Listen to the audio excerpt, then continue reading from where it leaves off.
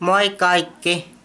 Aika monet kyselee, että milloin teet uuden videon. Ja minä en voi vastata teille, että milloin teen videoita.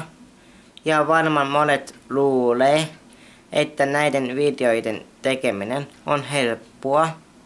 Ja minä voisin nyt vähäsen puhua, että miten nämä videot oikeasti syntyy.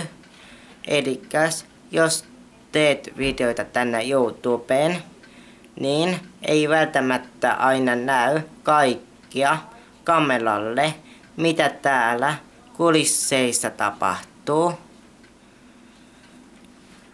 Aina joku keskeyttää tämän videon kuvaamisen.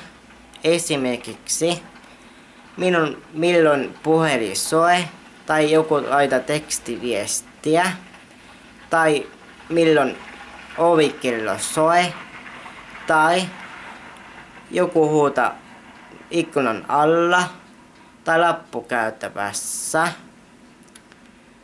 tai täällä on niin kova meteli, että en pysty keskittyä tähän videokuvaamiseen ja nämä videot ei välttämättä aina onnistu.